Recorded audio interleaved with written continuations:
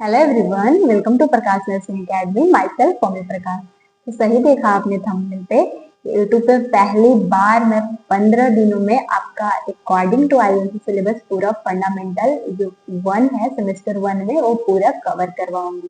और अगर आप वो वीडियो जिसमें मैं फंडामेंटल को पूरा स्ट्रैटेजी बताऊंगी कौन सा बुक से पढ़ना चाहिए और मैं आपको कैसे पढ़ाऊंगी, अगर आप नहीं देखे हैं तो देख लीजिएगा। लिंक मैं डिस्क्रिप्शन बॉक्स में डाल दूंगी।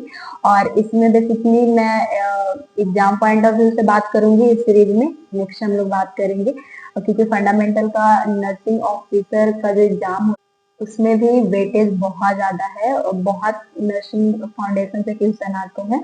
तो कैसे आप बेसिक से अभी से ही थ्योरी कैसे क्लियर होगा आपका और किस पॉइंट को ध्यान में रखना है, इस सीरीज में मैं पूरा इंक्लूड करूंगी। जिस चैप्टर से क्वेश्चन आए होंगे उसको मैं हाईलाइट भी करवाऊंगी कि एम्स में यहाँ से ऐसे क्वेश्चन आया है। सो मेक श्योर कि आप लास्ट तक बने रहिएगा। और आज का जो वीडियो मैं डिस्कस करूंगी वो हमारा इस फॉर्मेट में होगा, जो कि आप बहुत जल्द देखेंगे, क्योंकि अभी मेरे पास ना तो इतने सब्सक्राइबर है ना इतना व्यूअर है कि मैं एक स्मार्ट बोर्ड में पढ़ा सकूँ आपको। मेरे पास वैसे व्हाइट बोर्ड है, लेकिन आपको क्योंकि आप जब भी मैं पढ़ाई हूँ तो आप हमसे नोट्स मांगते हैं, तो नोट्स के लिए मेरे पास पीपीटी तो मैं बना नहीं सकती, अभी मेरे पास वैसा सेटअप है नहीं। तो मेरे को ये बहुत अच्छा लगा। वैसे आप लोगों को कैसा लगता है आप कमेंट बॉक्स में हम बता सकते हैं। और अगर अच्छे सब्सक्राइबर हुए, अच्छे व्यूअर हुए, तो मैं आपको एक अच्छी क्वालिटी के साथ, मतलब अच्छे सेटअप के साथ भी वीडियो प्रोवाइड करूंगी। लेकिन आपके नॉलेज के लिए हर एक पॉइंट इस पेपर पेन में ही मैं कवर।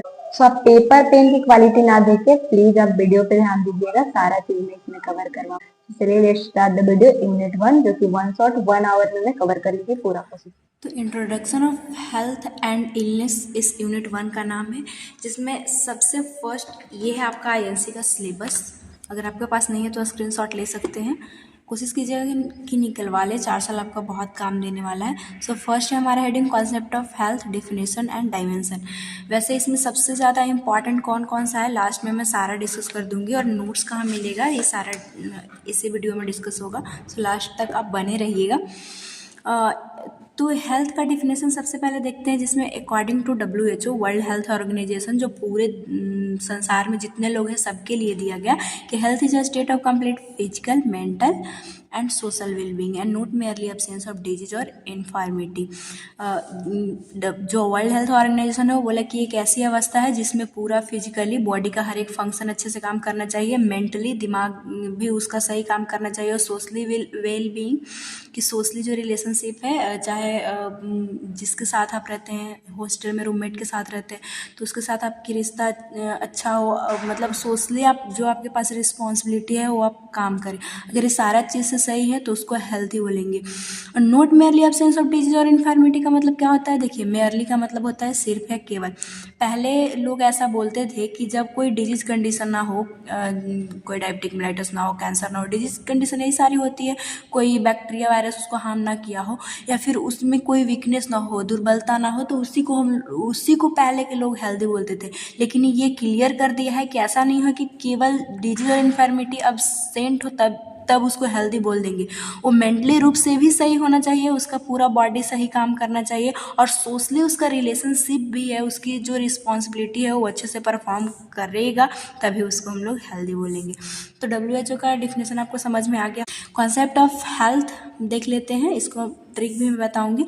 सबसे फर्स्ट आता है बायोमेडिकल कॉन्सेप्ट डेट मीन्स कि कौन कौन सी ऐसी पहलू है, एलिमेंट है जिसके बेसिस पे हम लोग बोलेंगे कि ये हेल्दी है।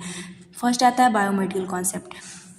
जब आप मेडिकल सर्जिकल नर्सिंग पढ़िएगा वहाँ पे एक जर्म थ्योरी दिया हुआ है, तो वहाँ पे बताया जाता है कि पहले लोग बोलते थे कि जब तक बॉडी में कोई जर्म, डेट मीन्स कि बैक्टीरिया वायरस ना आए तब तक लोग बीमार नहीं होंगे। पहले यही जाना जाता था बीमारी के बारे में, लेकिन धीरे धीरे कॉन्सेप्ट हटा कि बहुत सारे फैक्टर है जिससे लोग बीमार पड़ सकते हैं। तो वही है, according to germ theory normally illness occur due to pathogenic organism that means कि बैक्टीरिया वायरस।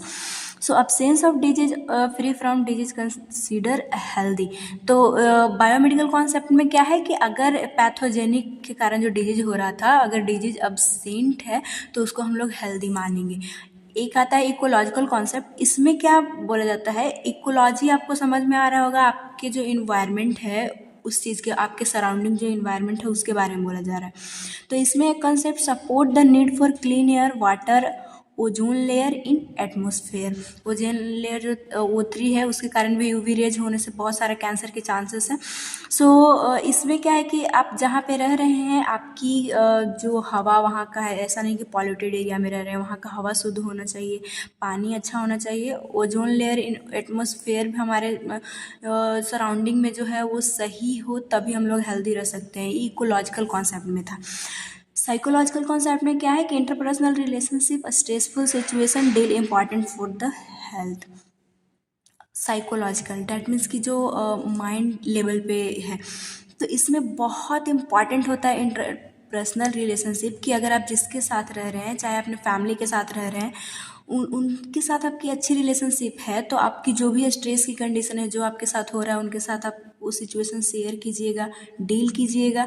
और अगर ऐसा करते हैं तो साइकोलॉजिकली हेल्दी होने का ये कॉन्सेप्ट है। इस तरह से आप साइकोलॉजिकली हेल्दी रह सकते हैं। हॉलिस्टिक कॉन्सेप्ट डैट मीन्स कि पूरा, हॉलिस्टिक का मतलब होता है होल। इसमें क्या है कि इट इज़ ओवरऑल, पूरा state of wellness on all level of being, physical, emotional, mental, spiritual, सारा चीज़। आप किस सोसाइटी से बिलोंग करते हैं, वहाँ पे स्पिरिचुअल डैट मीन्स कि धर्म कौन सा माना जा रहा है, ये सारा चीज़ अगर आपका सही है, आप उसमें हेल्दी हैं, आपको अच्छा महसूस हो रहा है, तो आप हेल्दी बोले जाएंगे। ये होलिस्टिक कॉन्सेप्ट में आता है। इसका ट्रिक आपको कैसे है, ये बहुत इंपॉर्टेंट है पॉइंट, और एग्जाम में इससे अक्सर क्वेश्चन आते हैं। सो DP एक्सीलेंट है, इसे आप याद रख सकते हैं। कोई हेल्दी रहने के लिए, आजकल ब्लड प्रेशर बहुत लोगों का, एडल्ट लोगों का ज़्यादा रहता है, सो वो एक अच्छी कंडीशन नहीं है, तो आप ऐसे याद रख सकते हैं BP एक्सीलेंट है, डेट मीन्स कि वो गुड है, तो वो उसकी कंडीशन अच्छी है। B से बायोलॉजिकल, P से साइकोलॉजिकल, E से एक्सीलेंट और H से हॉलिस्टिक। तो ये था आपका कॉन्सेप्ट। इसको एग्जाम में कैसे लिखना होगा आपको, सबसे पहले ये चीज़ बना दीजिएगा और एक एक करके ये पॉइंट आप डाल दीजिएगा, तो हर एक चीज़ मैं क्लियर करते चल रही हूँ। अब हम लोग देख लेते हैं डायमेंशन ऑफ हेल्थ। इसमें बहुत मज़ेदार ट्रिक होगा हमारा। फर्स्ट एक एक करके पहले देख लेते हैं। डायमेंशन ऑफ हेल्थ में फर्स्ट है हमारा फिजिकल। तो फिजिकल से पहले देख लेते हैं डायमेंशन का मतलब क्या होता है, कि कौन कौन से एस्पेक्ट हैं हेल्दी रहने का। तो पहला आता है अब्सेंस ऑफ डिजीज और इंजरी फिजिकल में इन्फ्लुएंस हेल्थ प्रैक्टिस। फिजिकल का मतलब क्या है कि बॉडी में आपकी कोई भी इंजरी या फिर डिजीज नहीं होना चाहिए, और ये आपकी हेल्थ प्रैक्टिस कैसे है उस पर डिपेंड करता है। अगर कोई खिलाड़ी है, वो खेल कूद रहा है, तो हो सकता है बॉल से उनको चोट इंजरी हो सकती है, तो उस कंडीशन में उसको फिजिकली जो हेल्थ है उनका ख़राब हो सकता है। Emotional, about person mood and general emotion interact to affect body function. Emotional में रिलेटेड है माइंड से। आपका मूड जनरली जो है वो अगर अच्छा है तो ठीक है, अगर ये ख़राब हुआ तो आपके बॉडी फंक्शन को ख़राब कर सकता है और आप बीमार पड़ सकते हैं। तो ये भी एस्पेक्ट है जिसको सही रखना है हेल्दी रहने के लिए। मेंटल में क्या आता है, ability to deal with every situation life accepting reality. Mentally level पे इंसान तभी सही रह सकता है जब जो आपके पास है उसको एक्सेप्ट करे। अगर अभी आप नर्सिंग में आ गए हैं और कोई बच्चा जो है वो नीट के बारे में सोच रहा है, तो ये तो गलत बात है। अब तो वो डिप्रेस्ड होगा, आपके पास जो है उसको एक्सेप्ट कीजिए। तो रियलिटी को एक्सेप्ट करना, चाहे कैसी भी सिचुएशन हो लाइफ को, उसको डील करने की अच्छी कैपेसिटी है, तो वो हेल्दी रह सकता है। वोकेशनल का मतलब क्या है, वोकेशनल का मतलब होता है कि जो वर्क जॉब, जैसे कि आप नर्सिंग ही कर रहे हैं, तो ये आपकी जैसे जैसे यहाँ पे होमवर्क मिलेगा, often play important role in promoting health. इसको आप अच्छे से कीजिए। अगर अगर जॉब का इन्वायरमेंट या पढ़ाई का इन्वायरमेंट अच्छा हो तो हेल्दी रहने की ये भी एक पहलू है, एस्पेक्ट है। सोशियो कल्चरल में क्या होता है कि इसमें इकोनॉमिक लेवल देखा जाता है, life style, family, belief system.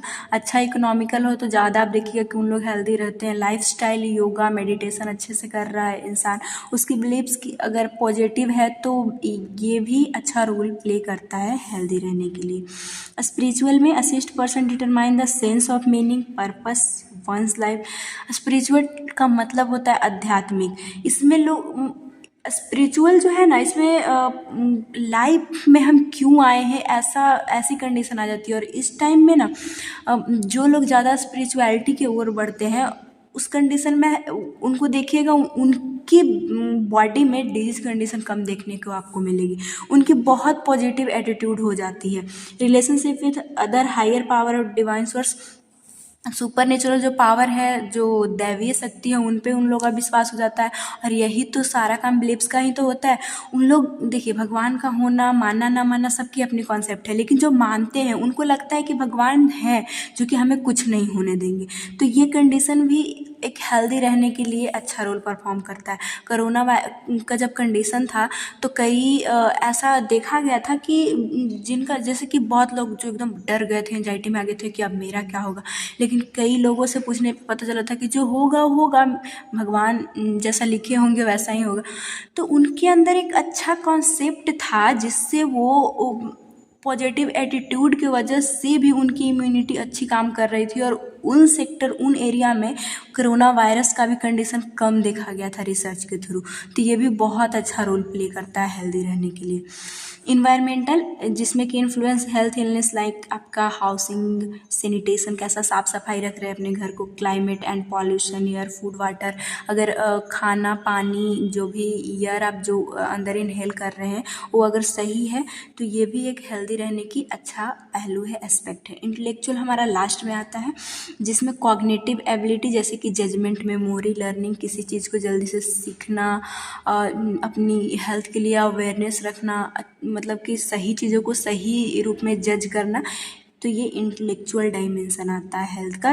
इतने सारे डायमेंशन थे हमारे हेल्थ के, इसको याद कैसे आपको रखना है, वैसे जैसा नाम है उसके अंदर का आप लिख लीजिएगा। मेन आपको ये पॉइंट लिखना है। अगर आपसे डायमेंशन ऑफ हेल्थ पूछे तो ये सारा आप शो कर दीजिएगा। और 5 मार्क्स में पूछा हो तो एक एक करके ये पॉइंट आप डालिएगा।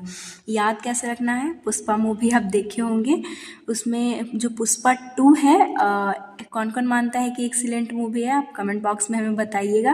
वैसे हमें ठीक ठाक ही लगा, लेकिन आपको याद करवाना है तो एक्सीलेंट मैं बोल रही हूँ, आपको कैसा लगा बताइएगा। सो पुष्पा से पी आ जाएगा, और S2 है यहाँ पे, सोशियो और स्पिरिचुअल। आप कहीं कोई भी पॉइंट डाल सकते हैं, आप जैसे जैसे याद आपको आएगा एग्जाम में लिख लीजिएगा। तो ये S2 से, पुष्पा 2 से S2 से आएगा सोशल और स्पिरिचुअल। एक्सीलेंट से 2 ही है तो इमोशनल और इन्वायरमेंटल। M से आ जाएगा हमारा मेंटल, और V से आ जाएगा हमारा वोकेशनल, और I से आ जाएगा इंटेलेक्चुअल। सो ये छोटा सा ट्रिक आपके एग्जाम के लिए बहुत हेल्पफुल रहेगा, तो इसे आप ध्यान में रखिएगा। ऐसे ही मैं हर चैप्टर में आपको जितना हो सकेगा छोटा छोटा मैं ट्रिक देती रहूँगी, सो आप लास्ट तक ज़रूर बने रहिएगा। तो एक पॉइंट हमारा क्लियर होता है। अब हम लोग देख लेते हैं जो कि सेकंड है, मास्लो हायरार्की नीड। ये भी एग्जाम पॉइंट ऑफ व्यू से बहुत इंपॉर्टेंट है। सो साइकोलॉजी में भी आप इस पॉइंट को पढ़िएगा, और इसमें हम लोग देख लेते हैं, वहाँ भी मैं पढ़ा चुकी हूँ, आप चाहे तो साइकोलॉजी में भी देख सकते हैं वहाँ जाके। मास्लो हायरार्की नीड में यही देखा जाता है कि कौन कौन सी बेसिक नीड है जो एक नीड पूरा करने के बाद दूसरे नीड पे हम लोग पहुँच सकते हैं, और कौन कौन से वो नीड होते हैं, और इसका गोल भी यही होता है कि हमें हायर लेवल तक कैसे हम पहुँचे। तो ये कौन दिए हैं, अब्राहम मास्लो, इसीलिए इसका नाम है मास्लो हायरार्की नीड्स। सो ये pyramidal, starting at the bottom with the basic need, मतलब पिरामिड 5 बॉक्स इसमें बना हुआ है, पिरामिड शेप का है, जो कि बॉटम से स्टार्ट होता है और वहाँ से बेसिक नीड, जो कि जीने के लिए बहुत ज़रूरी है, आगे भी मैं आपको समझाऊंगी, वहाँ से शुरू होता है। और जब वो सेटिस्फाइड हो, उससे सेटिस्फाइड आप एक बेसिक नीड से होते हैं, तब आप आगे बढ़ते जाते हैं टॉप तक। इसका क्या पर्पस है, क्यों दिया गया इस मास्लो हायरार्की को, तो इसका गोल था Maslow hierarchy to attain 5th level stage self actualization. 5th level पे सेल्फ जो एक्चुअलाइजेशन आता है उसको अचीव करना है, और मास्लो इसको शो करवा के और एक तरह से लोगों को गोल दे रहे थे कि आप यहाँ पहुँचिए। तो था कौन कौन, जैसे कि ये अभी और अच्छे से बताऊंगी, पहले देख लेते हैं। टाइप्स ऑफ नीड आपको लिखना कैसे सारा मैं बताऊंगी। टाइप्स ऑफ नीड में फर्स्ट आता है कि फिजियोलॉजिकल नीड, जो कि बॉटम में है। फिजियोलॉजिकल कि हमारे बॉडी के लिए अगर ये ना हो तो हम लोग जिंदा नहीं रहेंगे, जो कि बॉटम फर्स्ट में रखे हैं। बॉटम से हमें टॉप की ओर जाना है, यहाँ भी मैं बताई। तो फिर कौन सी ऐसी चीज़ आप खुद सोचिए ना। तो सबसे पहले सांस लेना आपको ज़रूरी है, खाना खाना ज़रूरी है, पानी ज़रूरी है, सेक्स भी आता है फिजियोलॉजिकल नीड में ही, स्लीप इम्पॉर्टेंट है, एक्सक्रिएशन। अगर आप अभी आपको टॉयलेट लगा हो तो आप चाहे कितना भी पढ़ने की कोशिश कीजिए आप नहीं पढ़ पाइएगा। एक्सक्रिएशन भी फिजियोलॉजिकल नीड में आता है। नेक्स्ट आता है, ये क्या है, मोस्ट इम्पॉर्टेंट देन अदर्स, मतलब कि सबसे ज़्यादा यही इम्पॉर्टेंट है, ये रहेगा तभी आप आगे चीज़ों को अचीव कर पाइएगा। नेक्स्ट आता है हमारे पास सेफ्टी नीड, जो कि बॉटम से ऊपर हम लोग बढ़े तो 2 में आया। इसमें सेफ्टी मतलब कि हमें सुरक्षा चाहिए होता है। अगर ये चीज़ हमें मिल जाए तो सिक्योरिटी ऑफ बॉडी, बॉडी की सिक्योरिटी चाहिए, एम्प्लॉयमेंट की और किसकी सिक्योरिटी चाहिए, तो आपके पास एक रोज़गार होनी चाहिए।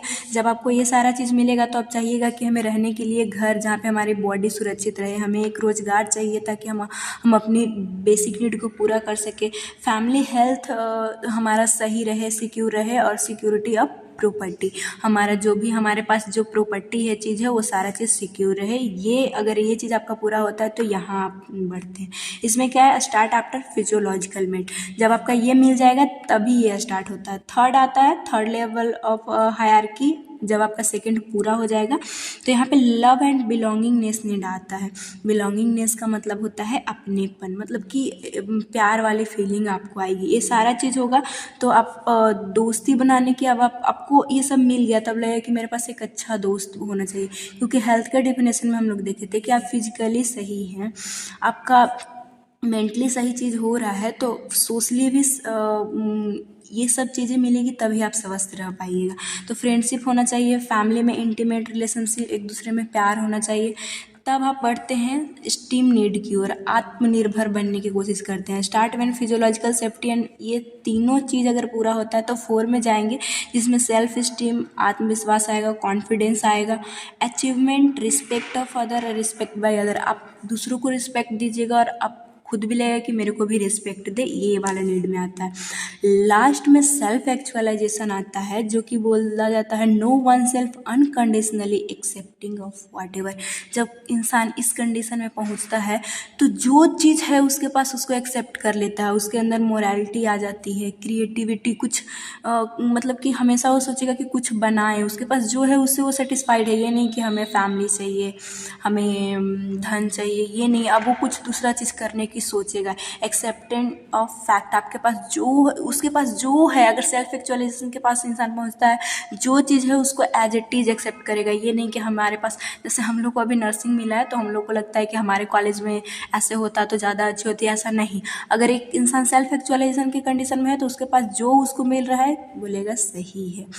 तो ये चीज़, और यहीं पहुंचना है। और एक चीज़ आपको इसमें, ये ना मोटिवेशन वाला चैप्टर में पढ़ेगा, और ये हमारे लाइफ के लिए बहुत इंपॉर्टेंट है।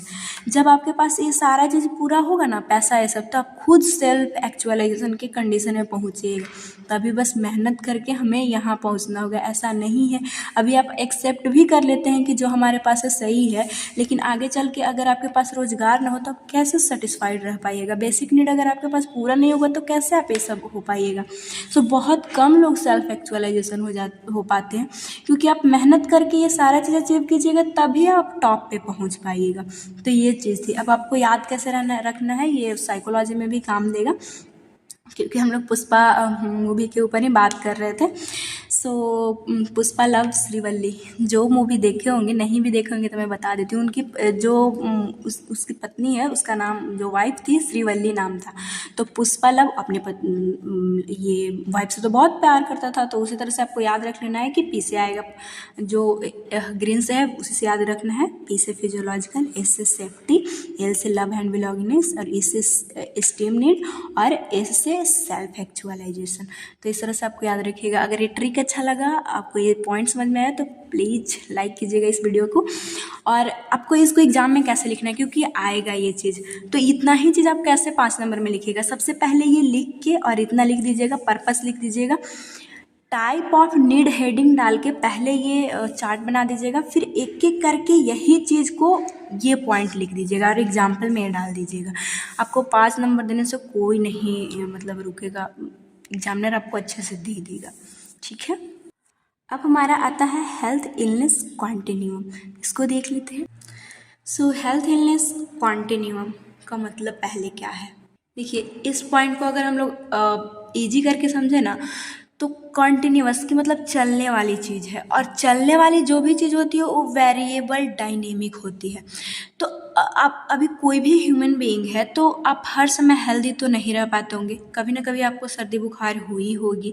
तो वही चीज़ के हमें हमें इस पॉइंट में देखना होता है, और बहुत ही ईजी है, बस ये चीज़ बना देना होता है कि एक ऑप्टिमम लेवल से कैसे हम लोग हाई लेवल ऑफ वेलनेस में पहुंच सकते हैं, हमें बहुत अच्छा फील कर सकते हैं, और कैसे अगर ध्यान ना रखा जाए तो हम इतना डिसेबल हो जाएंगे, हमारे पास इतना कमी हो जाएगी हमारे बॉडी में कि डेथ नहीं होना चाहिए था, तब मेच्योर डेथ उसको बोलेंगे, जो कि उसका एज पूरा हो गया था, वो ओल्ड होके ओल्ड पर्सन मर गया। लेकिन जो इंसान डिसेबल होके डिजीज कंडीशन हो और जो मर रहा है उसको प्री मेच्योर डेथ बोलते हैं। तो वहाँ तक इंसान कैसे पहुँच जाता है, इस कंडीशन में यही हम लोग देखेंगे।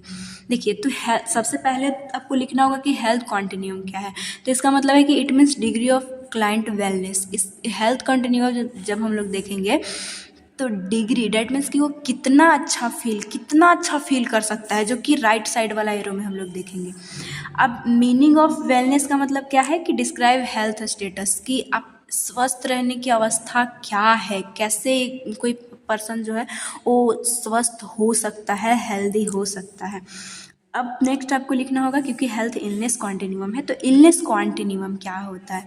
इसका मतलब डिग्री ऑफ इलनेस, कि अगर बीमारी है भी तो वो कितनी है। नेक्स्ट है इलनेस का मतलब क्या होता है, the unique response of person of disease.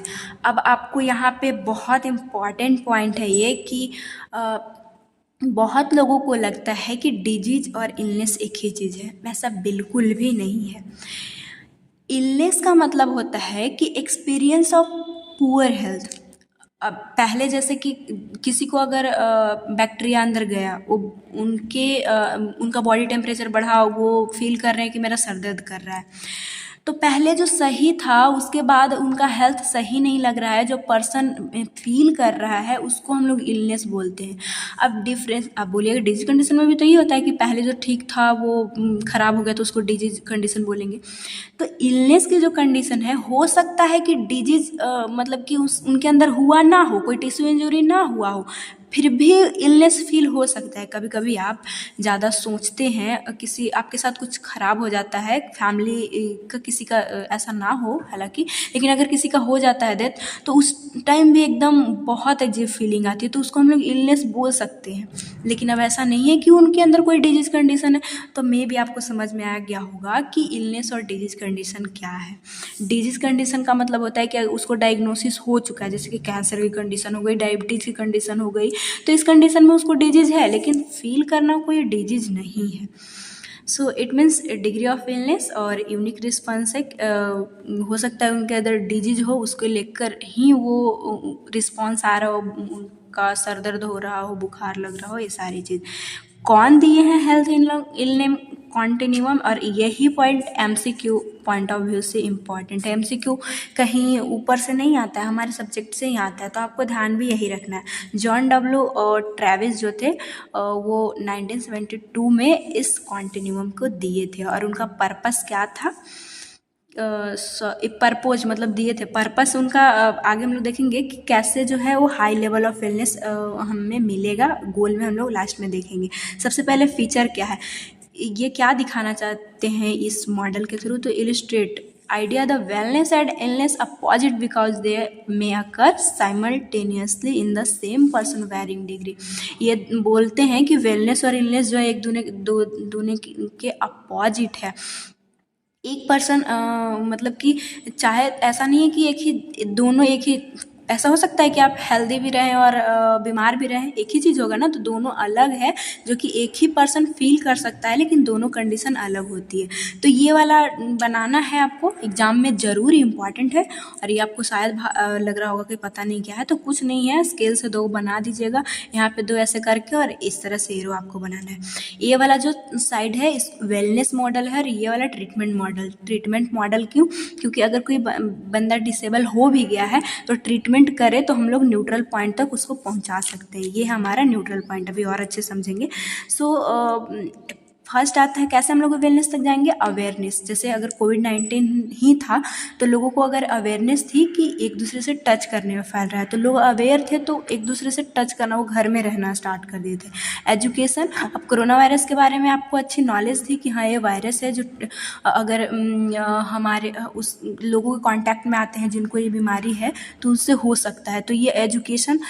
अब ये सारी चीज़ें थी तो आपकी ग्रोथ अच्छी थी, आपकी फंक्शनल बॉडी, आप नहीं कर जा रहे थे, किसी से नहीं मिल रहे थे, आपके बॉडी की सारा कंडीशन सही चल रही थी, आपकी इम्यूनिटी सही है, तो आप हाई लेवल ऑफ वेलनेस में हैं। आप ये सारी चीज़ जब एक इंसान के अंदर है तो वो हेल्दी, वो भी हाई लेवल का हो सकता है।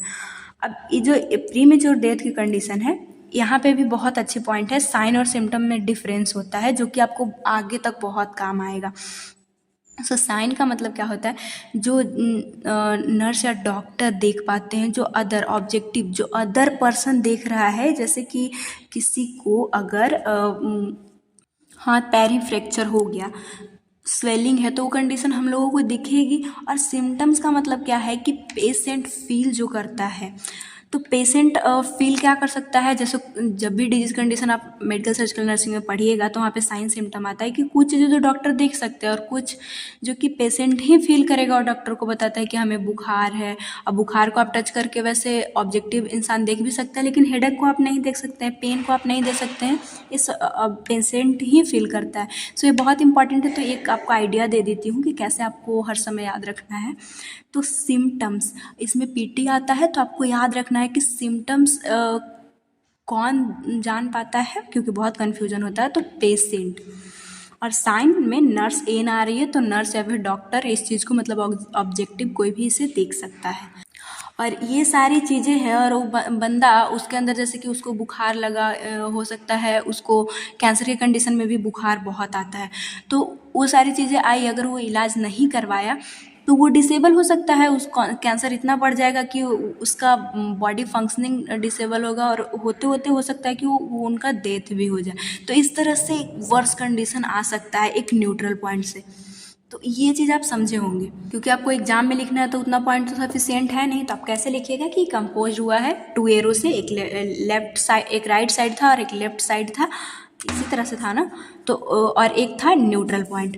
अब इसमें राइट एरो जो था वो movement right side arrow high level of wellness, इधर जब हम लोग जा रहे थे तो हाई वेलनेस हमें मिल रहा था। वो कैसे अचीव किया जा रहा था, तो पहले तो अवेयरनेस था, इसके बाद एक अच्छी एजुकेशन, तब ग्रोथ आपकी बॉडी की सही है, डेवलपमेंट सही है, इम्यूनिटी आपका सही है, तो जो है वो हाई लेवल ऑफ वेलनेस आ सकता है बॉडी में। लेफ्ट साइड एरो में क्या है कि give information about premature death, कि कैसे एक इंसान में साइन सिम्टम आके और वो डिसेबल होके डेथ की कंडीशन आ सकता है।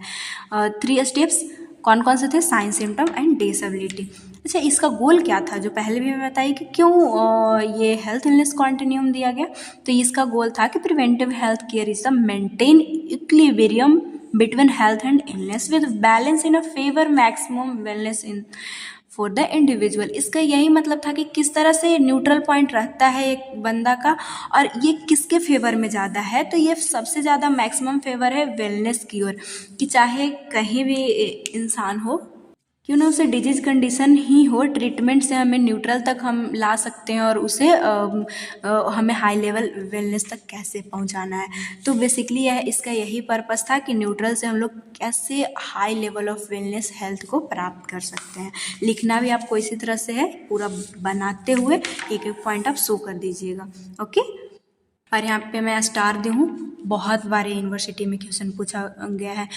आपसे कैसे पूछेगा question, describe health illness continuum या फिर explain health illness continuum, 5 marks में, 10 मार्क्स में, कैसे भी ज़्यादा 5 मार्क्स में ही पूछता है, तो आप ध्यान रखिएगा। तो हम लोग अगला देखते हैं अपना पॉइंट, जो कि इसमें है factor influencing health. Factor influencing health में क्या है, फैक्टर इन्फ्लुएंसिंग हेल्थ की मतलब कि हमारे हेल्थ को कौन कौन से ऐसी फैक्टर है, कारक है जो कि प्रभावित कर सकता है। तो हेल्थ इलनेस, हेल्थ जो है इन्फ्लुएंस, प्रभावित हो सकता है, various factor interact with each other, उसके पास अगर मतलब उससे अगर हम लोग प्रभावित हो जाते हैं तो अदर डिटर्मिनेट द स्टेटस, और इसी के बेसिस पे डिटरमाइन होता है हमारा हेल्थ स्टेटस।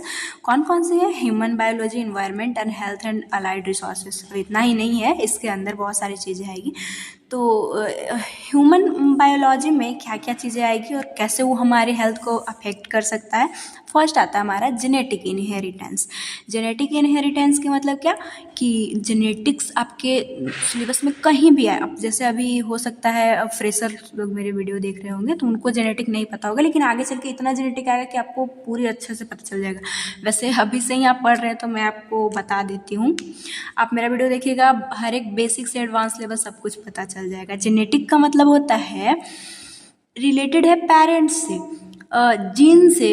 हम हमारा जब जाइगोट का फॉर्मेशन होता है हमारे मदर से, हमारा जो एक्स क्रोमोसोम आता है फादर से वाई, या फिर एक्स आएगा तब लड़की और वाई आएगा तो लड़का। ये और ये आप 12th क्लास में पढ़ लिए होंगे, अब ऐसा नहीं है कि आप ये भी नहीं पढ़े होंगे। तो ये जो गुणसूत्र आ रहे हैं ना, इसी क्रोमोजोम में हमारे मदर फादर का कैरेक्टरिस्टिक आ जाता है। क्योंकि आप जब सेल डिवीज़न पढ़िएगा फिजियोलॉजी में, जो कि मैं अच्छे से पढ़ा चुकी हूँ, आप जाके देख सकते हैं वीडियो, उसी में है कि एक सेल में सारा कैरेक्टरिस्टिक है हमारे बॉडी का, और उसी सेल से है क्या, ये सेल ही तो है, उसी सेल से जब एक बॉडी का निर्माण हो रहा है तो जो उसके मदर या फादर में रहता है वो बेबी में भी पहुंच जाता है। तो यही है जेनेटिक इनहेरिटेंस कि हेरिडिटी और जेनेटिक प्री डिस्पोजिशन की मतलब रिस्क है specific illness and major physical risk है, जिसके अगर मदर फादर की डिजीज कंडीशन है तो बहुत ज़्यादा चांसेस हो जाती है बच्चे में होने का। अब यही लोगों को लगता है कि उसकी मदर को है तो बच्चा में कैसे आएगा, तो हर एक सेल से टिश्यू बना और टिश्यू से बॉडी बना, और इसी सेल से एक बच्चा बन रहा है। तो चाहे बॉडी में जितने भी सेल हो, सबके पास पता है कि उसको बीमारी है, तो ये बीमारी वाला गुण इसमें भी था तो इस बच्चा में जाएगा, तो अब कौन सो बीमार होने की उसकी चांसेस ज़्यादा है। अब बहुत सारा कभी होता है कभी नहीं होता है, ये आप जेनेटिक्स में पढ़िएगा ऑफ कोर्स, सो अभी आपको उतना ध्यान नहीं देना। एग्जाम्पल क्या है कि जब एक पर्सन का फैमिली हिस्ट्री है कि उसके मदर या फादर या फिर दादा का डायबिटिक मेलाइटस है, शुगर वाली बीमारी, तो रिस्क ज़्यादा है कि वो लेटर लाइफ में उसके बच्चे में भी उसमें देखा जाएगा। और क्यों? क्योंकि सेल का गुण है तो वो हो सकता है। अब ह्यूमन बायोलॉजी जो फैक्टर था उसमें फर्स्ट तो आया जेनेटिक इनहेरिटेंस, और नेक्स्ट आता है एज। एज कैसे किसी की हेल्थ को ख़राब कर सकता है, तो जैसे जैसे एज इंक्रीज होता है ससेप्टिबिलिटी सर्टेन इलनेस उसके मतलब कि उसके लिए ज़्यादा लोग जो है वो चांसेस हो जाते हैं इलनेस होने की। क्यों? क्योंकि इम्यूनिटी कम होता है, जो रोग प्रतिरोधक क्षमता है वो धीरे धीरे कम होती जाती है। जैसे कि अभी मैं बात करूँ, मेरा फ़ोन है, जैसे जैसे 2 से 3 साल होता है तो वो उसका धीरे धीरे वो कमता जा रहा है कैपेसिटी।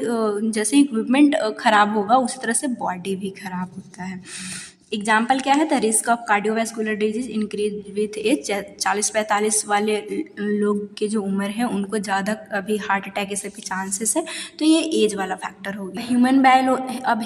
ह्यूमन बायोलॉजी के अंदर ही एक आएगा रेस आपको सोशियोलॉजी में पढ़ना होगा, सोशियोलॉजी भी मैं पढ़ा चुकी हूँ, आप चाहे तो जाके प्लेलिस्ट में देख सकते हैं। रेस क्या होता है? फिजिकल कैरेक्टरिस्टिक के बेसिस पे लोगों को अलग करना।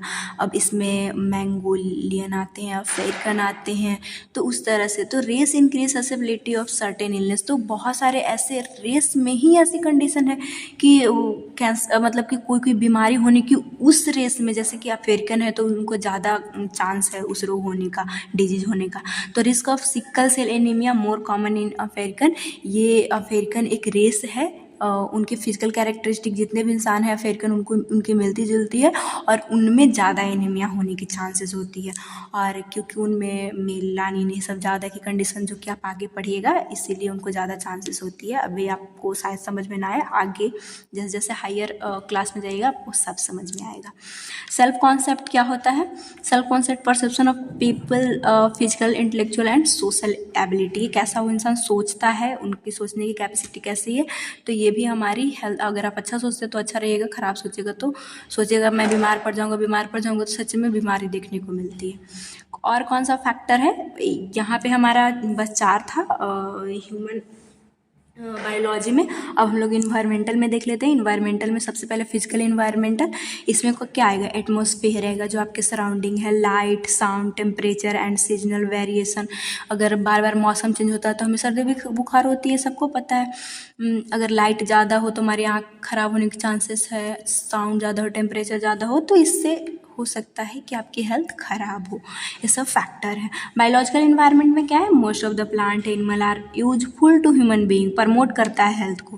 बहुत सारे प्लांट और एनिमल अच्छे हैं हमारे हेल्थ के लिए, ये बात सही है। लेकिन बहुत सारे जो है वो डिजीज कॉज करते हैं, जैसे कि मलेरिया एक मॉस्किटो मच्छर के द्वारा होता है। एलर्जिक रिएक्शन कई कई जो पौधे हैं उससे हो जाते हैं। तो ये था जो कि बायोलॉजिकल इन्वायरमेंट में आएगा। सोशल इन्वायरमेंट में क्या आएगा, include social institution, socio cultural event, religious believe, कि कैसा आपका इंस्टीट्यूशन, जहाँ पे आप जैसे पढ़ाई ही कर रहे हैं तो वहाँ का इन्वायरमेंट कैसा है। अब यहाँ की प्रिंसिपल आपको खाना पीना मतलब मुश्किल कर देगी, बहुत ये काम करो वो काम करो, तो हो सकता है आपकी हेल्थ का, जैसे बोले कि 4 दिन में आपको असाइनमेंट जमा करना है तो आप रात दिन जगिएगा तो आपकी कंडीशन ख़राब हो सकती है। तो सोशल इन्वायरमेंट भी इम्पैक्ट डालता है हमारे हेल्थ पे। Life style, health practice and behaviour can have positive negative effect in health. Life style भी आपकी कैसी है वो भी, जैसे आप ज़्यादा अगर चाउमीन बर्गर खा रहे हैं तो ऑब्वियसली आपका तबीयत ख़राब हो सकता है। आप अच्छा योगा एक्सरसाइज कीजिएगा तो ये हमारे हेल्थ के पॉजिटिव इम्पैक्ट डालता है। तो ये सारी कंडीशन हमारे हेल्थ पे इफेक्ट डालता है। Like over eating, poor nutrition, person hygiene, अगर साफ़ सुथरा नहीं रखते हैं, अच्छा नहीं खाते हैं जैसा कि मैं बताई, या फिर ओवर ज़्यादा खा लेते हैं तो ये हेल्थ ख़राब होने की फैक्टर है। थर्ड जो हमारा फैक्टर था वो था health and health allied resources. ये भी हमारे हेल्थ के लिए ज़रूरी है। कैसे, health service, it is directly concern with the improvement of health status of people. Health service की मतलब हेल्थ सेवा, जैसे कि हम लोग अभी नर्स हैं और जैसे गवर्नमेंट हॉस्पिटल में हम लोग नर्स को दिया जाता है या फिर डॉक्टर आ रहे हैं वो सर्विसेज दे रहे हैं, जिसकी वजह से, जैसे कि हम लोग ऐसा नहीं है कि सिर्फ बीमार लोगों को ही ठीक करते हैं, हम लोग कम्युनिटी में जाके लोगों को शिक्षा भी ये देते हैं, एजुकेशन, हेल्थ एजुकेशन भी देते हैं कि आप ऐसे खाइए, ऐसे रहिए। तो लोग अवेयरनेस होते हैं, जो कि हेल्थ एनालिस्ट कंटिन्यूअस में था। अगर अवेयरनेस एजुकेशन मिलेगा तो वो वेलनेस, उनकी हेल्थ कंडीशन अच्छी होगी। अगर ये ख़राब हो, उनको एजुकेशन ना मिले तो हो सकता है उनकी कंडीशन ख़राब हो। सोशल इकोनॉमिक कंडीशन आता है नेक्स्ट इस पॉइंट में, जिसमें कि होल कम्युनिटी हेल्थ। अब उनके पास पैसा कितना है, जैसे कि अगर पैसा नहीं है तो हमें जो अच्छी न्यूट्रिशन लेना चाहिए, जिनके पास पैसा है ही नहीं तो कहाँ से फ्रूट ले पाएंगे, तो ये भी अफेक्ट करता है हेल्थ को। पॉलिटिकल सिस्टम कैसे था, political system has a very strong role in health promotion of people country. अभी भी बोलिए कैसे, तो health technology delivery, health service made by ruling party and parliament system. जो अभी जैसे कि गवर्नमेंट जो हॉस्पिटल है वहाँ पे जो भी टेक्नोलॉजी, एक से एक आज मशीन आ गया, बीपी मशीन, ये सारा चीज़ आ रहा है, तो वो सरकार दे रही है और वो बनता कहाँ है, पार्लियामेंट, सांसद में बनता है। और अगर एक पार्टी चाहे, पॉलिटिकल सिस्टम चाहे कि उस पैसे को खा जाऊं तो गवर्नमेंट, जो कि हो भी रहा है, गवर्नमेंट में आएगी नहीं और अगर अच्छी मिलेगी नहीं तो लोगों की हेल्थ ख़राब हो सकती है। नेक्स्ट है हेल्थ रिलेटेड सर्विस। ये भी कि एक ही जैसा है सारा पॉइंट, कि अगर अच्छी सर्विस सेवा प्रदान ना किया जाए तो लोगों की हेल्थ प्रमोशन में इफेक्ट डाल सकता है। ये इम्पॉर्टेंट है एक हेल्थ प्रमोशन के लिए, पीपल की अच्छी हेल्थ सर्विस मिलेगी तो लोगों की हेल्थ अच्छी हो सकती है। सो इसमें कुछ नहीं था, ह्यूमन बायोलॉजी और इन्वायरमेंट और हेल्थ अलाइड रिसोर्सेज, और इसमें क्या क्या चीज़ें आ रही थी बस उसी को आपको डिस्क्राइब करना है। एक बार आप रिविजन कीजिएगा, आपको अच्छे से समझ में आ जाएगा। नेक्स्ट हमारा आता है causes and risk factor of developing illness. तो ये क्या है, सबसे पहले जो इलनेस का क्या इंट्रोडक्शन डेफिनेशन होता है वो आपको लिखना है, और ये आगे वाला पॉइंट में भी क्लियर होगा। सो ये चीज़ें आपको आनी चाहिए कि कैसे जो है वो लोग बीमारी उनके अंदर आ सकती है, क्यों बीमार फील करने लगते हैं। तो सबसे पहले जो पहले मैं बताई थी कि इलनेस एक डिजीज कंडीशन नहीं है, हो सकता है कोई डिजीज बॉडी के अंदर ना हो तब भी ख़राब फीलिंग आ सकती है। So it is a deviation from a normal healthy state. हो सकता है फ्रस्ट्रेशन के वजह से भी हो, एंजाइटी के वजह से हो, डिनायल, ग्रीफ, जैसे ग्रीफ क्या होता है कि कि कोई जो जब किसी का डेथ हो जाता है तो उस कंडीशन में जो शोक मनाया जाता है, तो उस कंडीशन में भी हमारा जो हेल्दी का कंडीशन है वो डेविएट होके हम लोग को अच्छा खराब मतलब अच्छा ना फीलिंग होके ख़राब फीलिंग होती है। डेफिनेशन क्या है जो कि क्वाजियर दिए हैं, ये बोलते हैं कि इलनेस जो है condition characterize by deviation from a normal healthy state जो कि manifested by physical and psychological symptoms. तो इलनेस में वही बोलते हैं कि जो नॉर्मल हेल्थ था वो ना होके मैनिफेस्ट मतलब व्यक्त होना फिजिकल या साइकोलॉजिकल के सिम्टम्स जो कि ऑब्जेक्टिव इंसान फील कर रहा हो, पेशेंट जो फील कर रहा हो, तो वो पेशेंट जो है वो फिजिकली बॉडी रूप में या फिर माइंड रूप में वो अच्छा फील ना कर पाना जैसा पहले वो फील कर रहा था। एक और आपको लिखना है पॉटर एंड पेरी जो डिफिनेशन दिया, आप चाहे तो एक लिख सकते हैं लेकिन दो लिखते हैं तो मार्क्स जो है इन्हांस होने की ज़्यादा चांसेस रहती है। तो illness is a state which person physical intellectual emotional social spiritual function जो है वो डिमिनिश मतलब कम हो जाए, लोगों की इतनी जो स्पिरिचुअल हो चाहे सोशल हो जो भी हो कम हो रही है या फिर इम्पेयर्ड हो रही हो, कर नहीं पा रहे हैं कंपेरिजन प्रीवियस एक्सपीरियंस जो कि पहले कर रहे थे और अभी नहीं कर पा रहे हैं, तो ये इलनेस की कंडीशन है। अब हम लोग देखेंगे कॉजेज एंड रिस्क फैक्टर जो कि वही हमें हमारे सिलेबस में है। तो देखिए कॉजेज एंड रिस्क फैक्टर सबसे पहले एंड दिया हुआ है तो आपको लगेगा कि दो चीज़ है, दोनों चीज़ मिलता जुलता हुआ है, बस डिफरेंस इतना है कि कॉजेज जो होता है वो इसकी वजह से डायरेक्ट डिजीज कंडीशन या फिर इलनेस हो जाए, और रिस्क फैक्टर की मतलब इस रिस्क फैक्टर का मतलब होता है जोखिम, ये भी मतलब है कारण है जिसकी वजह से डिजीज हो रहा है लेकिन इससे इसका प्रभाव कम है। तो आप चाहे तो रिस्क फैक्टर या कॉजेज ऐसे ऑब्लिक करके लिख सकते हैं, और अगर फिर भी आपको अलग चाहिए तो आपको मैं बताऊंगी। सबसे पहले रिस्क फैक्टर आपको बताती हूँ। सो रिस्क फैक्टर जो है वो कैटेगराइज हुआ है फ्लोइंग ग्रुप में। सबसे पहला आता है बिहेवियरल रिस्क फैक्टर जो कि रिलेटेड होता है इंडिविजुअल चॉइस एक्शन। बिहेवियरल का मतलब क्या है कि आपकी आदत कैसी है, आप क्या चॉइस रखते हैं। तो अगर कोई इंसान टोबैको ले रहा है, स्मोकिंग कर रहा है, तो उनमें इलनेस ना आए ऐसा कंडीशन हो सकता है। सो ये बहुत मतलब नहीं करना चाहिए। बहुत बॉयज़ लोग कॉलेज में आके ये सब करना स्टार्ट कर देते हैं, तो प्लीज़ मेरी रिक्वेस्ट है कि आप ऐसा बिल्कुल नहीं कीजिएगा। इससे हमारे लंग्स ख़राब होने की, लंग्स कैंसर होने की बहुत ज़्यादा चांसेस होता है। सो प्लीज़ आप इससे दूर रहिएगा। ड्रिंकिंग टू मच अल्कोहल, ये भी कॉलेज में आके लड़के बहुत करते हैं, प्लीज़ आप ऐसा मत कीजिएगा। बहुत मतलब वर्स कंडीशन ला देता है हमारे बॉडी के लिए। एक अच्छा खासा हेल्दी लाइफ जो है वो वर्स कंडीशन में जा सकता है। पुअर डाइट एंड न्यूट्रिशन, अच्छी अगर खाना ना ले तो भी इलनेस हो सकती है। फिजिकल इनएक्टिविटी, बस खाओ और जाके बेड पे सोओ तो कैसे नहीं बीमारी होगी, इसलिए हमें फिजिकल एक्टिविटी भी करते रहना चाहिए। Spending too much time in the sun, अगर धूप में ज़्यादा इंसान रहे तो कैंसर होने की, क्योंकि यूवी रेज जो है उससे कैंसर होने की चांसेस ज़्यादा हो जाती है। लेकिन टू मच करके ना टू लेस भी हो जाए कि अगर आप धूप में जा ही नहीं रहे हैं तो भी डिजीज़ कंडीशन की चांसेस होती है। सो हमें धूप में जाना भी है लेकिन बहुत ज़्यादा नहीं रहना है। नॉट हैविंग सर्टेन वैक्सीनेशन जैसे कि कोरोना का भी वैक्सीन लगा था, अगर नहीं वैक्सीन लेते हैं तो इम्यूनिटी आपकी वीक रहेगी, इलनेस की कंडीशन आ सकती है, बैक्टीरिया वायरस से अफेक्ट आप हो सकते हैं। अनसेफ सेक्स भी, इससे सेक्सुअल ट्रांसमिटेड डिजीज हो सकती है। सो ये सारी रिस्क फैक्टर है, जोखिम है जो कि इलनेस कॉज कर सकता है। फिजियोलॉजिकल रिस्क फैक्टर में क्या आएगा, फिजियोलॉजिकल मतलब पहले भी मैं बताई कि जो बॉडी शारीरिक बॉडी के लिए जो रिस्क फैक्टर है, जोखिम है, तो ये क्या है कि रिलेटेड टू बायोलॉजिकल बॉडी, इसमें ओवरवेट हो जाना, ज़्यादा मोटापा हो जाना, ब्लड प्रेशर जो नॉर्मल रहना चाहिए अगर वो हाई है तो उस कंडीशन में इलनेस हो सकती है, बहुत एंजाइटी फील होती है उस टाइम। हाई ब्लड कोलेस्ट्रॉल, ये भी यहाँ तक कि इससे आर्थरोस्क्लेरोसिस जो हमारा आर्टरी है वो ब्लॉक होने की चांसेस होती है, जिससे ब्लड का फ्लो अच्छे से नहीं होगा। हाई ब्लड शुगर, यही डायबिटिक मेलाइटस कॉज करवा सकता है, तो ये सारे की वजह से इलनेस हो सकती है। अब डेमोग्राफिक रिस्क फैक्टर में क्या आता है, रिलेटेड ओवरऑल पॉपुलेशन, इसमें इन्वायरमेंटल आ सकता है कि आपके सराउंडिंग में आप कैसा हाइजीन मेंटेन कर रहे हैं। अगर ख़राब हाइजीन मेंटेन कीजिएगा, आप कॉज बीमारी होने के चांसेस ज़्यादा है।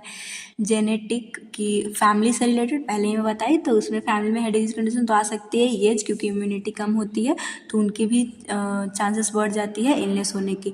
पॉपुलेशन सब group like occupation, religious income, उनकी ऑक्यूपेशन कैसा है, जैसे कि अगर हैजार्डियस खतरनाक ऑक्यूपेशन मतलब वहाँ पे काम कर रहा है तो इंसान बीमार हो सकता है। इनकम लेवल भी अगर कम हो तो भी, रिलीजियस सही नहीं हो रिलीजन उनका, तो कंडीशन इलनेस की हो सकती है। जैसे रिलीजियस आपको नहीं समझ में आ रहा कि ये कैसे, ये जैसे पहले भी मैं बताई कि गॉड पे बिलीव एक अच्छी चीज़ है कि आप हो ना हो आपका माइंड मान रहा है कि कोई है जो हमें बचाएगा। और अगर आपके घर में जैसे कि ठीक है आप पूजा पाठ नहीं करना चाहते मत कीजिए, लेकिन एक बिलीव होना चाहिए। अगर वो ना हो तो कई बार कंडीशन देखा गया है कि जो लोग दिल से मानते हैं और जो लोग नहीं मानते हैं, वो जो लोग नहीं मानते उनमें स्ट्रेस बहुत ज़्यादा होती है। तो बस ऐसे आप समझ सकते हैं। और आपके बुक में भी दिया हुआ है। फॉर इन्वायरमेंटल रिस्क फैक्टर आता है, तो आप सोचिएगा यहाँ भी मिक्स है, तो यहाँ पे डेमोग्राफिक में सारा आ रहा है, इंडिविजुअल भी करके दिया हुआ है, तो आप लिख सकते हैं। नहीं तो इसमें ये पॉइंट को छोड़ भी सकते हैं, आपके पास टाइम है तो आप लिखिएगा। So related to physical, chemical, biological variable, जैसे कि रीच मतलब पहुँच होना एक अच्छी पानी का, सैनिटेशन का, साफ़ सफाई का, और mostly city area, slum area में अच्छा पानी तक नहीं मिल पाता है, तो उन लोगों को इलनेस कंडीशन होने की ज़्यादा चांसेस है। Risk of the work place, कैसी जगह पे आप काम कर रहे हैं, एयर पॉल्यूशन, या फिर सोशल रिलेशनशिप। अब इसीलिए आप जहाँ भी हैं, आपके पास जो रूममेट है उनसे मतलब झगड़ा ना करके आप हर एक चीज़ को नज़रअंदाज करते हुए दोस्ती रखने की कोशिश कीजिएगा, आपको अगर हेल्दी रहना है तो। नेक्स्ट है जेनेटिक रिस्क फैक्टर। अब जेनेटिक रिस्क फैक्टर वही इंडिविजुअल के जीन से रिलेटेड, मस्कुलर डिस्ट्रॉफीज का एग्जांपल होता है अस्थमा, डायबिटिक, कि मतलब जिनकी फैमिली में ये चीज़ें देखने को मिली थी वो अस्थमा, डायबिटिक हो गया, मस्कुलर डिस्ट्रॉफी हो गया, हो सकता है उनके बच्चे में भी देखने को मिले, उनकी इलनेस कंडीशन आ सकती है। तो ये था रिस्क फैक्टर। अब आप बोलिए कि हमें कॉजेज भी जानना है, तो कॉजेज आपको क्या लगता है जो डायरेक्ट अफेक्ट करे? स्मोकिंग करेगा आपका अच्छा हेल्थ, और आप स्मोक ले रहे हैं तो ये डायरेक्ट करेगा। कॉजेज में आप स्मोकिंग लिख सकते हैं, अल्कोहल लिख सकते हैं, या फिर आप डायरेक्ट जो एयर पॉल्यूशन भी, अगर अच्छा एयर ना हो तो उनको हेल्थ ख़राब हो सकता है, या फिर अगर वाटर का सप्लाई अच्छा ना हो, तो ये सब डायरेक्ट जो कि अच्छा खासा, या फिर माल न्यूट्रिशन जैसी कंडीशन, इलनेस की कंडीशन ला सकती है। तो आप चाहे तो रिस्क फैक्टर ही सिर्फ लिख सकते हैं, और आपके कॉजेज भी लिखना है, तो ये सारा पॉइंट जो आपको लगे कि हाँ ये चीज़ डायरेक्ट अफेक्ट कर सकती है किसी को हेल्थ कंडीशन को, तो आप कॉजेज में लिख दीजिएगा। ये पॉइंट आपका क्लियर हो गया होगा। अब हम लोग देख लेते हैं इलनेस का टाइप पूछ रहा है आपसे, और इलनेस बिहेवियर आपके सिलेबस में। तो इलनेस टाइप लिखने से पहले, क्योंकि क्वेश्चन कैसे आते हैं, डायरेक्ट आपके सिलेबस से क्वेश्चन उठ के आ जाते हैं, तो अगर इलनेस पूछा तो आपको इंट्रोडक्शन और 2 डिफिनेशन आप लिख दीजिएगा। इसके बाद टाइप ऑफ इलनेस आप स्टार्ट कीजिएगा। सो 2 टाइप के इलनेस होते हैं, एक एक्यूट होता है और एक क्रोनिक होता है। एक्यूट इलनेस मतलब क्या? एक्यूट जहाँ भी नाम आप सुनिएगा, चाहे एक्यूट डिजीज कंडीशन हो, इलनेस हो, डैट मीन्स कि वो होगा, लिमिटेड टाइम तक होगा और वो ठीक हो जाएगा बाद में। और क्रोनिक का मतलब क्या हो कि वो लंबे समय से चला आ रहा हो उसको डिजीज कंडीशन, तो उसको हम लोग क्रोनिक बोल देते हैं। सो यही बस डिफरेंस है जो कि बहुत काम देगा आपको, याद रखिएगा अभी से ही आप। For short period of time, जैसे कि बताइए कि कम समय के लिए जो हो, सडन स्ट्रॉन्ग सिम्टम्स। अब एक्यूट का मतलब होता है कि कोई चीज़ अगर एक्यूट हो रहा है तो सडनली लाइक बहुत इसका स्ट्रॉन्ग सिम्टम्स आता है, कि बुखार भी है तो बहुत ज़ोरों से आएगा। स्टार्ट एंड फ्रीक्वेंटली डिक्रीज, और धीरे धीरे ये डिक्रीज होते जाएगा after short period of time, समय के साथ। सो एक्यूट इलनेस में स्टेजेस होती है, क्योंकि वो आएगा फिर ख़त्म होगा, और ये स्टेजेस आपको नेक्स्ट वाला पॉइंट में भी इंपॉर्टेंट रहेगा, सो ध्यान से आप देखिएगा। सबसे और इसमें ट्रिक चाहती तो मैं बनाती, लेकिन क्योंकि ये फील करने वाली चीज़ है तो आप फील कीजिए। ये कंडीशन सबके साथ होता है, किसको नहीं फीवर हुआ होगा। सो ये कंडीशन जो हुआ है बस वही आपको एग्जाम में भी लिखना है। सबसे पहले किसी सिम्टम्स को आप एक्सपीरियंस करते हैं तो फर्स्ट साइन ऑफ सिम्टम, जैसे कि पेन होना, बुखार आना, अरे इससे रिलीफ कैसे पाया जा सकता है, तो बुखार के लिए अगर आप PCM पैरासीटामोल लेते भी हैं तो वो गलत बात है। आप 1 से 2 दिन आपको इंतज़ार करना है, वो अपने से ठीक हो जाती है। तो रिलीफ बाय सेल्फ केयर कि ज़्यादा आप ठंडे में मत रहिए, तो फीवर या फिर पेन की कंडीशन है तो कुछ देर बर्दाश्त कीजिएगा, वो ठीक हो जाती है। अब ऐसा है नहीं कि हर डिजीज़ ही है और आप मेडिसिन ले लें, क्योंकि मेडिसिन का साइड इफ़ेक्ट भी होता है। तो हम इस सारे चीज़ से जब फर्स्ट सिम्टम हो तो बचते हैं, लेकिन अगर ज़्यादा दिन तक हो तो हमें डॉक्टर के पास जाना है, नहीं तो हमारी कंडीशन और भी वर्स हो सकती है। अब जैसे ही आप एक्सपीरियंस किए, इसके बाद आता है एज्यूमिंग द सिक रूल। ठीक नहीं हुआ सेल्फ केयर से, तो हम अब सीक रोल में आ जाएंगे। Stop normal activity, assume himself herself. अगर आपको बुखार है तो अब आपको पढ़ने का मन ही नहीं करेगा, तो ये आप बंद कर दिए पढ़ना, तो ये एज्यूमिंग सीक रोल। अब थर्ड, अभी भी आप ठीक नहीं हो पाए, एज्यूमिंग डिपेंडेंट रोल। अब आप दोस्त से बोलिएगा मेरा खाना खाने का मन नहीं है, प्लीज़ ऊपर मेरे लिए ला देना, या फिर मेस से मेरे लिए खाना ला देना, तो वो है accept diagnosis and adhere treatment plan. अब ऐसा कंडीशन हो गया तो अब एक दिन आपकी दोस्त लाएगी, फिर तो बोलेगी ना कि चलो हॉस्पिटल दिखवाना होगा, डायग्नोस चेक करवाना होगा। डिमांड इमोशनल सपोर्ट, और इस समय पे चाहे आपकी फैमिली हो या फिर दोस्ती हो, एक इमोशनल सपोर्ट देगा कि हाँ तुम ठीक हो जाओगे, तुम्हें कुछ नहीं हुआ है, और लोग हेल्प करते हैं। अब आप हॉस्पिटल जाते हैं तो वहाँ पे आपको सारा मेडिसिन सब देगा, जिसके कारण अचीविंग रिकवरी एंड रिहेबिलिटेशन, उस टाइम पे आप ठीक होइएगा। एंड आप रिहेबिलिटेशन का मतलब कि जो पहले काम करते थे वो अब कीजिएगा। Individual become independent and resume normal activity responsibility, फिर से वो शुरू कर देगा अपना नॉर्मल एक्टिविटी, जो उसकी पढ़ाई की आपकी रिस्पॉन्सिबिलिटी है, तो आप पढ़ाई स्टार्ट कर देते हैं। सो ये कंडीशन हो गया। अब नेक्स्ट जो टाइप आता है क्रोनिक इलनेस आता है, और इसको याद आपको कुछ नहीं, सबसे पहले आप सिम्टम्स आया, इसके बाद आप अपना काम बंद किए, फिर दोस्त से हेल्प लिया, फिर हॉस्पिटल गए और फिर वहाँ से ट्रीटमेंट हुआ तो आप ठीक हो गए। यही स्टेज था आपका एक्यूट में। और क्रोनिक इलनेस जो कि नहीं ठीक होता है basically, it last for the 6 month and can influence aspect of functioning. किसको हम लोग क्रोनिक बोलेंगे कि जो 6 महीना से है और वो ठीक ही नहीं हो रहा है, और उसका फंक्शनिंग, काम करने की कैपेसिटी भी बहुत प्रभावित इन्फ्लुएंस हुई है। एक गोल मैन, अब इसमें क्या होता है कि क्रोनिक डिजीज बेसिकली ठीक नहीं किया जा सकता। जैसे अगर हाइपरटेंशन किसी को हो जाए तो वो ठीक नहीं होगा, उसको बस सपोर्टिव केयर देंगे। उसकी जो सिम्टम्स है, जो वो फील कर रहा है ख़राब, मतलब अच्छी फीलिंग नहीं है, उसको कोशिश करेंगे कि वो सिम्टम्स उसकी कम हो, अच्छा फील कर पाए। Goal of managing chronic illness to reduce symptom, promote wellness, और नर्स जो है ऐसा काम करेगी, उसके सिम्टम्स को कम करने की कोशिश करेगी, उनकी वेलनेस की कंडीशन सही हो। जैसे हम लोग देखे थे ना कि ट्रीटमेंट इस तरफ आ रहा था, तो वही कि कैसे भी करके उनको अच्छा फील करवाना है। Can help the patient improve quality of life, chronic illness और डिसेबिलिटी, कैसे भी करके उनकी क्वालिटी ऑफ लाइफ, जैसे कि जिनको डायबिटिक मेलाइटस हो जाता है तो वो कंडीशन ठीक नहीं हो सकती, लेकिन बोलेंगे कि आपको शुगर नहीं लेना है, आपको डेली एक्सरसाइज करना है, जिससे आप अच्छा फील कर पाइएगा। योगा एक्सरसाइज कीजिए, जिससे स्ट्रेस की कंडीशन से आप दूर रहिएगा, तो आप सही हो पाइएगा। अब कोई बंदा को शुगर पेशेंट है, अगर वो ज़्यादा शुगर ले डायबिटिक मेलाइटस में, तो हो सकता है वो और डिसेबल हो जाए, और जैसे कि उनकी वुंड होता है तो फिर ठीक नहीं हो पाता है अगर ज़्यादा शुगर लेते हैं तो ये सारा चीज़ अगर बताते हैं तो वो ठीक रह पाएंगे। टाइप्स ऑफ इलनेस इतना ही था। नेक्स्ट हम लोग देख लेते हैं इलनेस बिहेवियर। अब इलनेस बिहेवियर की क्या कि मतलब वो कंडीशन में जो फील कर रहा है तो वो बिहेव कैसा करता है, ये भी समझने वाली बात है। अगर आपको बीमारी होती है तो आप क्या करते हैं, कैसा कैसा फील करते हैं, वही बस आपको लिखना है। Illness behaviour involve way of person monitor their body definite interpret, मतलब कि इसमें इन्वॉल्व है कि कैसा वो अपने बॉडी को मॉनिटर करता है, सही सही इंटरप्रेट करना सिम्टम्स को, कि हाँ हमें सर दर्द ही हो रहा है ना, आपका सर दर्द हो रहा है, बताइएगा घर में मेरा पेट दर्द हो रहा है। सो ऐसा, और लोग सही सही ही डिफिनिट पता कर पाते हैं। इलनेस बिहेवियर यही होता है।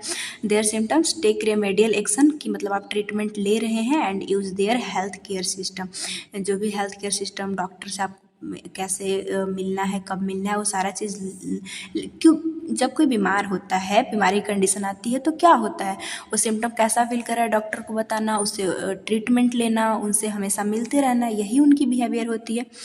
अब ये तो नॉर्मल हो गया। अब कौन कौन से बिहेवियर है जो कि वैरी कर सकता है। अब एक एक ही बीमारी में दो बंदा को अगर बैठा दिया जाए तो ये कुछ अलग फील करेगा, ये कुछ अलग फील करेगा। क्यों करेगा, यही चीज़ हम लोग देखेंगे।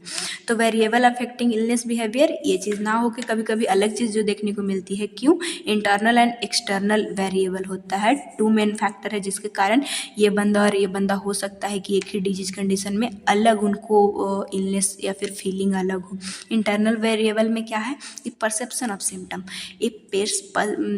if person takes symptoms seriously and take adequate treatment, recovery will be quickly. अगर एक पर्सन को लगा कि हमें बुखार है, 2 दिन में नहीं ठीक हुआ, वो सीरियस लेके डॉक्टर को दिखाया तो वो ठीक हो सकता है बहुत जल्दी। और वही पर्सन घर में पड़ा हुआ है और डॉक्टर के पास जा नहीं रहा है तो वही पर्सन और ज़्यादा बीमार हो सकता है। तो क्या हुआ, एक मतलब कि वो उसको लगा, वो देखा कि मेरा सीरियस कंडीशन हो रहा है तो जाना चाहिए, वो चला गया तो उस जल्दी ठीक हो जाएगा, और नहीं गया वो और उसकी कंडीशन बढ़ सकती है। नेक्स्ट है नेचर ऑफ इलनेस। अब ये भी डिपेंड करता है कि इलनेस कैसा है, उस तरह से भी लोग जो है वो अलग अलग बिहेवियर शो करें। क्रोनिक इलनेस में गेट फ्रस्ट्रेटेड। अब बहुत लंबे समय से जिसको डायबिटिक मेलाइटिस है, हाइपरटेंशन है, उस बेचारा इलाज करवाते करवाते सोचेगा, फ्रस्ट्रेट हो जाता है इंसान, और भी मेंटली रूप से भी कंडीशन खराब उनकी होने लगती है। नेक्स्ट है कैरेक्टरिस्टिक ऑफ पर्सन, कि how the person response of the illness depend of the adjustment coping ability. अब देखे होंगे घर में एक को बुखार आने से वो इतना ज़्यादा मतलब बंदा ओवर रिएक्ट करता है कि कुछ करने का सोचता ही नहीं है, और एक बंदा जो कि अपना केयर करेगा, चाहे वो सूप ले जो ले और जल्दी ठीक करने की कोशिश करेगा। तो यही कैरेक्टरिस्टिक ऑफ पर्सन जिसके कारण बिहेवियर चेंज हो सकती है। अब हम लोग देख लेते हैं एक्सटर्नल वेरिएबल। इंटरनल में तो था कि कैसे लोग उसको देखे, कैसा उसका परसेप्शन बनाए, कैसे डिजीज़ का कैसा नेचर था या फिर इलनेस का कैसा नेचर था। एक्सटर्नल कुछ कुछ जो सिम्टम्स है वो विजिबिलिटी, लोग भी देखने लगते हैं, जो कि साइन में बदल जाता है। तो वो क्या है उस कंडीशन में? A person lips ulcer with sick medical help sooner than a person sore throat. एक पर्सन को लिप अल्सर हो गया, लिप में कुछ अल्सर हो गया, और एक पर्सन को सोर थ्रोट है, तो कौन बंदा ज़्यादा जल्दी इलाज करवाएगा? Lips ulcer. क्यों? क्योंकि दे लिप सोर है चेंज फिजिकल लुक, वो दिखने में अच्छा नहीं लग रहा है। अब खुद सोर थ्रोट में तो क्या आप अंदर से चाहे जैसा भी फील कर रहे हैं, आपको गला खराब लग रहा है, लेकिन बाहर से कोई नहीं देख रहा है, लेकिन बाहर से जब दिखने लगे तो उसका लोग ज़्यादा जल्दी इलाज करवाते हैं, ऐसा बिहेवियर शो करते हैं। तो एक्सटर्नल वेरिएबल इस तरह से मायने रखा। सोशल ग्रुप कैसे? The client respond positively social support. अगर सोशल सपोर्ट सही है तो कई बार बंदा जल्दी ठीक हो जाता है। Culture and value, the culture and value teach client how to remain healthy. Culture में, हमारे कल्चर में ये सिखाया जाता है, जब आप सोशियोलॉजी पढ़िएगा जो कि मैं पढ़ा चुकी हूँ, कि कैसे कल्चर इम्पैक्ट करता है। तो बहुत सारे ईयर के बाद हमारे कल्चर में बहुत ऐसी चीज़ें हैं जो कि हमें हेल्दी रहना सिखाती है। आज भी आपके घर में ब्रश करना आपको बताया जाता है, स्नान करना, अपने आसपास स्वस्थ रखना, तो ये सारी चीज़ से स्वस्थ इंसान रहता है। Economic variable, study have that person low economic status have chronic illness. तो ये तो वेरिएबल मायने रखती ही हैं, जिसकी इकोनॉमिक कंडीशन सही है वो उनके अंदर कोई बीमारी आए भी तो वो सही बहुत जल्दी इलाज करवा लेंगे। और आपको पता हो तो एक्यूट ही अगर सही से इलाज ना हो तो वो क्रोनिक में, पहले तो कोई भी स्टार्ट हुआ तो उसको एक्यूट बोलेंगे, लेकिन वही 6 महीना तक अगर सही नहीं हुआ तो वो क्रोनिक में चल जाता है। तो जिनके पास पैसा है वो जल्दी ठीक कर लेते हैं, उनका ठीक ट्रीटमेंट के थ्रू हो जाता है। लेकिन जिनके पास पैसा नहीं है, उनको रिसर्च में भी ऐसा देखा गया है कि उनके पास ज़्यादा क्रोनिक इलनेस होने की उनको ज़्यादा कंडीशन होती है। अब जो ये वेरिएबल है, कई बार इलनेस बिहेवियर एग्जाम में आया हुआ क्वेश्चन है, तो आप सोचिएगा कि इतना सफिशिएंट नहीं है। तो यहाँ पे जो मैं एक्यूट में आपको स्टेज बताई थी, ये आप चाहे तो ऐड कर सकते हैं। सारा पॉइंट मैं आपको कैसे एग्जाम में लिखना है वो बता रही हूँ, सो प्लीज़ आप कंफ्यूज मत होइएगा। टाइप ऑफ इलनेस जो कि आपके सिलेबस में है, लेकिन हो सकता है आपसे टाइप ऑफ इलनेस ना पूछ के इलनेस बिहेवियर अगर पूछे तो एक्सटर्नल वेरिएबल, इंटरनल वेरिएबल के बाद आप ये स्टेजेस पूरा लिख सकते हैं यहाँ पे। सो पहले मैं बता चुकी हूँ तो दोबारा डिस्कस नहीं करूँगी, आप समझ भी गए होंगे कि पहले फील करना, फिर काम बंद करना, फिर किसी के ऊपर डिपेंड होना, हॉस्पिटल जाना और फिर ठीक हो जाना, यही स्टेजेस थी। और अगर कम मार्क्स में आता है तो आपको लिखने की कोई ज़रूरत नहीं है। अब हमारा लास्ट बच जाता है impact of illness patient and family, बहुत इंपॉर्टेंट है और लास्ट है, अच्छे से हम लोग देख लेते हैं। जब किसी को इलनेस होता है तो क्या प्रभाव पड़ता है उस पेशेंट पे और उसके बाद उसके फैमिली पे। तो आपको भी कभी ना कभी सर्दी बुखार हुआ होगा, कोई ऐसी कंडीशन आई होगी, तो जो आप फील किए थे आप वो लिखिए और जो आप सोच रहे होंगे वही मैं बताऊंगी। सबसे पहले तो जो आपकी आत्म विश्वास, सेल्फ इस्टीम जो है वो कम होती है। अभी एग्ज़ाम के टाइम पे अगर किसी को बुखार आ जाए तो चाहे वो बंदा टॉप करने का सोच रहा हो, अब सोचेगा कि ये कैसे मैं लिख पाऊंगा, तो उस समय कम होती है, फंक्शनल लिमिटेशन आ जाता है, पढ़ाई अच्छे से नहीं कर पाइएगा, एंजाइटी होती है उस कंडीशन में, बिहेवियरल एंड इमोशनल चेंजेस देखने को मिलता है। आप अच्छे से किसी से बिहेव भी नहीं कर पाते हैं और हमेशा सैड सा रहना। फिजिकल अपीयरेंस की, अगर जैसा कि लिप्स अल्सर किसी को हो जाता है, फिजिकल अपीयरेंस ख़राब होती है, डर लगता है उस कंडीशन में, अगर कोई थोड़ी सी भी बुखार हो तो पता नहीं मुझे क्या हो गया। Changes is family role and in within family, family की रोल भी चेंज होती है। वहाँ पे लोग आपको केयर करना स्टार्ट करते हैं, कई कंडीशन में इग्नोर भी करते हैं, तो उस समय रोल चेंज होता है फैमिली के साथ भी, तो ये पेशेंट पे इम्पैक्ट पड़ता है। अब हम लोग देखते हैं impact of illness on family. तो फैमिली में क्या कंडीशन आती है, तो feeling experience go up and down.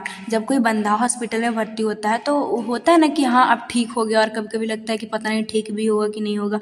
तो कभी कभी अच्छी फीलिंग होना, कभी कभी एकदम डाउन की कंडीशन में चल जाना, वो फीलिंग एक्सपीरियंस करते हैं हमारी फैमिली, वो भी डर जाते हैं। Sometime family member withdraw from the each other fear feeling में नोट भी ओके। जब फैमिली से दूर होना, हॉस्पिटल में उसके यहाँ की अगर है वो एडमिट, तो उनको लगता है कि पता नहीं उनके साथ क्या हो रहा है, मतलब बहुत ख़राब फील करते हैं। ऐसा आप लोग के साथ भी होगा, मेरे साथ भी ऐसी कंडीशन होती रहती है। सो जो आप फील किए, जो आपकी लाइफ में हुआ वही लिखना है। टेंशन होना, family member uncertain how to treat, आप है नहीं फैमिली के बस में, डॉक्टर ही उसका इलाज करेंगे, लेकिन फिर भी लोग को अनसर्टेनली लेते ही रहते हैं टेंशन की पता नहीं क्या होगा। Responsibility, shift responsibility with the family, family की जिम्मेवारियाँ बढ़ती है। अगर काम करने वाला जो घर में फैमिली अगर वो बीमार पड़ जाए तो बहुत ज़्यादा रिस्पॉन्सिबिलिटी पड़ जाती है अदर पर्सन को। और नॉर्मली भी अगर आप बीमार होते हैं तो आपको खाना अच्छे से देना, पानी, हर एक चीज़ का ध्यान रखना, तो रिस्पॉन्सिबिलिटी तो पड़ती है। और वही चीज़ है टास्क रीअसाइनमेंट भी, कि जो आप काम कर रहे थे, हो सकता है कि घर में देखिए नॉर्मल सा कि 2 बहन है तो किसी को घर में झाड़ू लगाना होता होगा या फिर बर्तन धोना होता होगा, नॉर्मली अगर छोटा सा भी काम करते हैं तो अब अगर कोई एक बीमार पड़ जाए तो जो दूसरी जो सिस्टर है, हो सकता है उनको दोनों काम करना पड़ जाए, तो टास्क रीअसाइनमेंट जैसी भी कंडीशन फैमिली में देखने को मिलती। सो थोड़ा सा मैं आपको समराइज़ कर देती हूँ आपके सिलेबस के अकॉर्डिंग कि आप पढ़े क्या।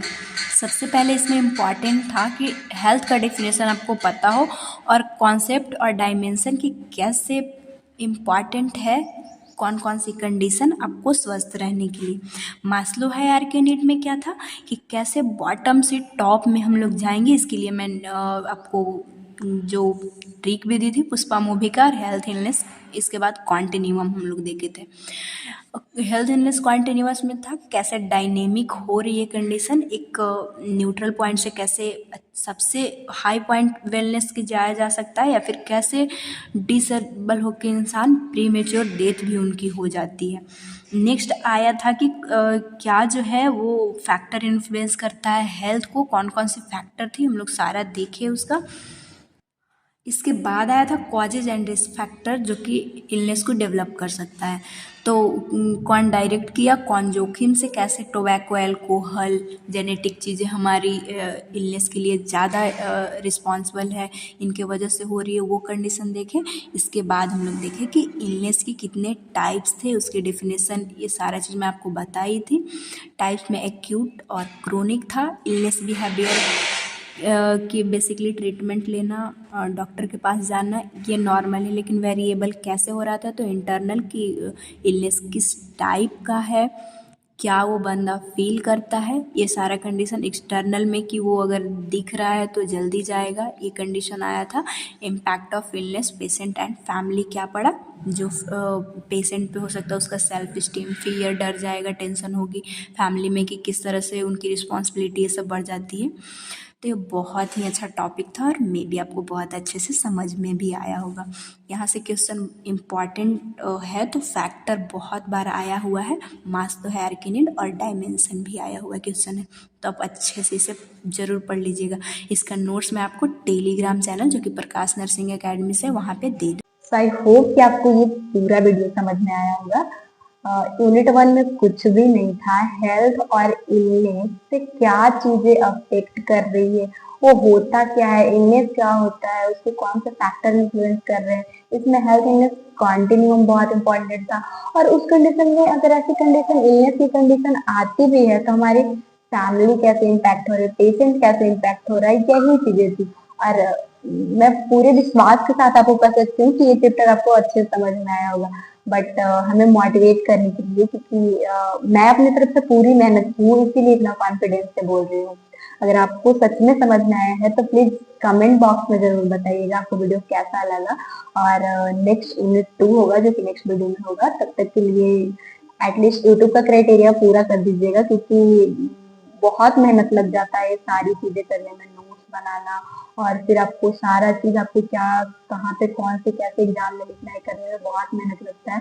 तो यूट्यूब का क्राइटेरिया में आपका कुछ नहीं जाता, और मेरा भी यूट्यूब से वैसा कुछ आने वाला नहीं है, लेकिन फिर भी एल्गोरिथम जो होता है, जैसे कि आप लाइक करते हैं तो दूसरों को भी वो वीडियो प्रोवाइड करता है। आप सब्सक्राइब करने से तो आपका फायदा होगा कि आपको वीडियो टाइम पे मिल जाएगा, और कमेंट करते हैं तो हाँ लगता है यूट्यूब को कि हाँ अच्छा वीडियो है, मतलब उसकी एंगेजमेंट बेसिकली बढ़ती है। अगर आप शेयर करते हैं तो उन दोस्तों के पास भी जाता है, तो यूट्यूब को भी लगता है कि हाँ अच्छी वीडियो है।